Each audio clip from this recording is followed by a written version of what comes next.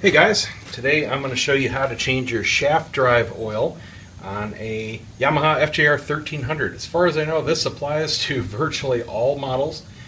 The only difference is what oil you're going to choose to put in it. This is a fairly low maintenance unit. The service interval is very long. You can use Yamalube oil. You do pay a premium for it. This was $33 at my dealer. You can get it online much cheaper than that. And of course, you can use a third party like Mobil 1 Synthetic. It's completely up to you. For the 13 and up, they do suggest this particular part number of oil. You can look it up or ask your dealer. They've actually come up with a new part number for this just in the last year. So if you want to run the OEM, go ahead. If you want to run something else, that's up to you. But I'm using the OEM. It's just not worth the question for me to save literally a few bucks. I'm not that cheap. I always suggest you wear gloves. Helps keep yourself really clean. This is not a particularly dirty job whatsoever. It's very simple. It's removing 2 bolts, replacing 2 crush washers. You do have the option of going with the OEM crush washers, which I did. They're dirt cheap. Or you can use reusable copper washers, which I have done in the past also. Both work very well. But since I'm there at the dealer getting my oil, I just picked up a whole bunch of crush washers, and then I don't have to go back to the store, go back to the dealer. This is going to last me a couple changes, and that's it. What I'm going to do is use a little bit of aluminum foil just to protect the wheel and tire. You never, ever, ever want to get any kind of oil on your tires. That is very deadly. I've got an oil pan here. Going to slide that as close as possible to the drain bolt, which is down here. This is the fill bolt up here. That's all there is to this. And what I'm going to do is kind of make a little oil ramp.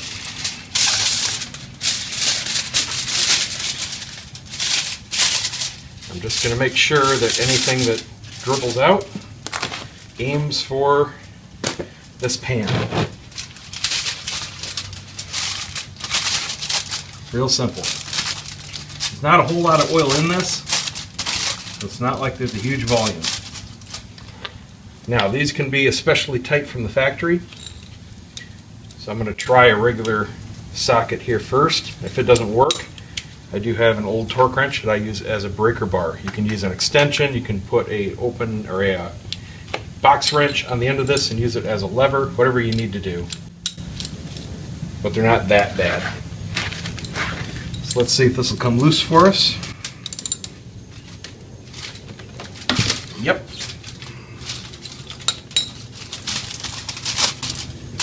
Make sure it's in place. Pull this out.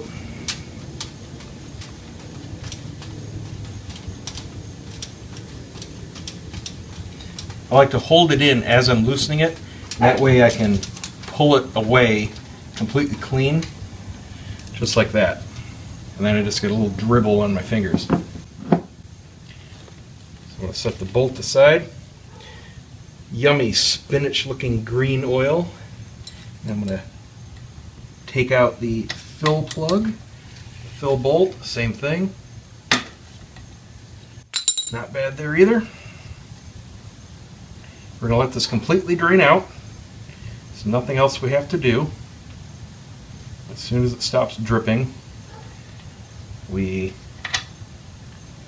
put back in the drain bolt and top it up. You'll notice the bolts are different.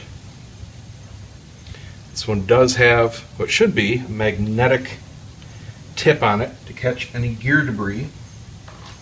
Let's wipe off this oil and take a look and see what we have after the 600 miles I just put on it to break it in.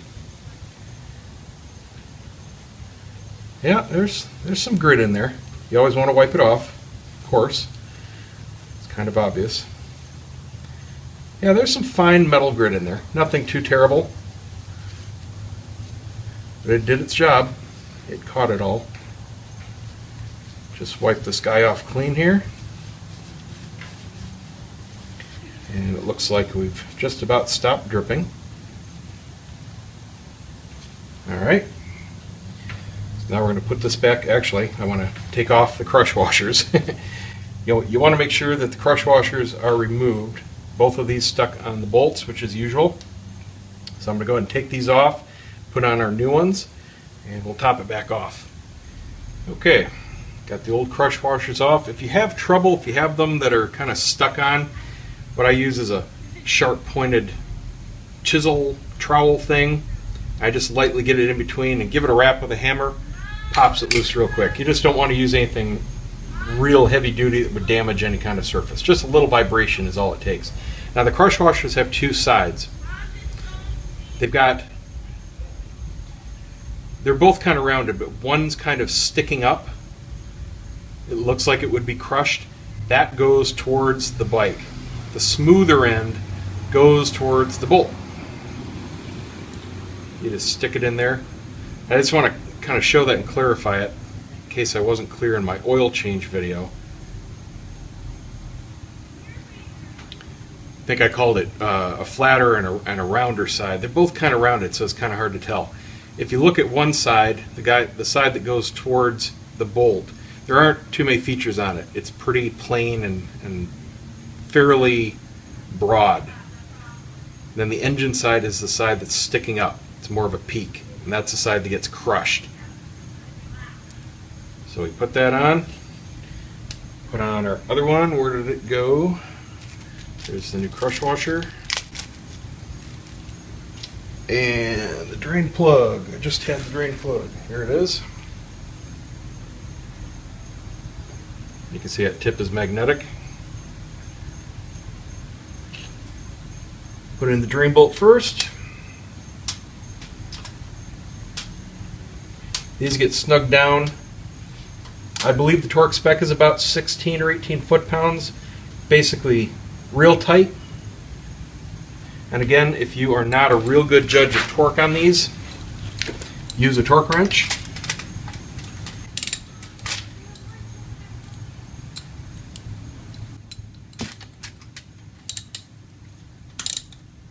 First thing you feel is the crush washer crushing, and then you feel it torquing. And there we go. Now we can take this out of the way, dispose of that properly. Now, real easy to fill this. Actually, I'm going to put this back because the fill spec for this is until it overflows. So pretty simple stuff. It doesn't take a lot. That's why I don't have a big deal paying a lot for this, because you get so many changes out of it.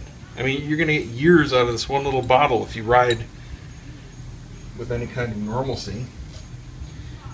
So I've got a big long funnel here. If you've recently used this for an oil change, as I did, just wipe it out.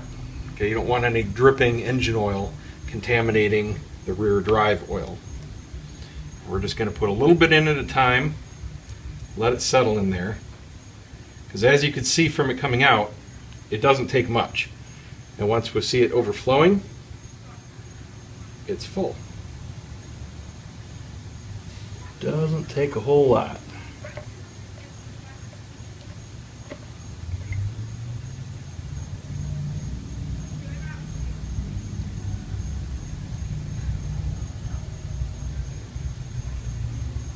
There we go. Yeah, I knew I was close. I shouldn't have done that last glug. Well, that was wasted oil.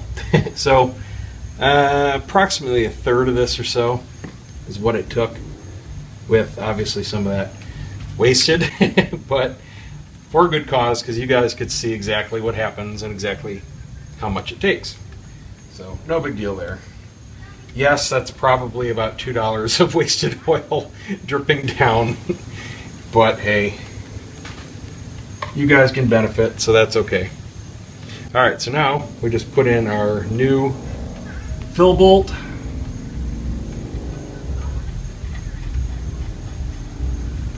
Snug that down.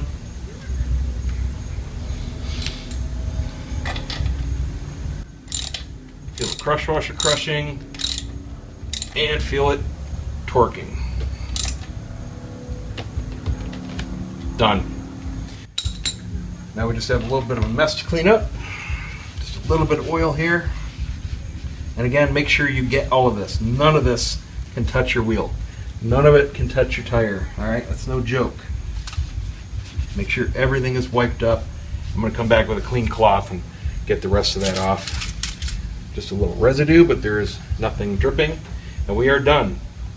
Dispose of your oil, and you're good to go for a very long service interval with your rear shaft oil. That's it. Thanks for watching, guys. Don't forget to subscribe, give me a thumbs up, and we'll see you next time.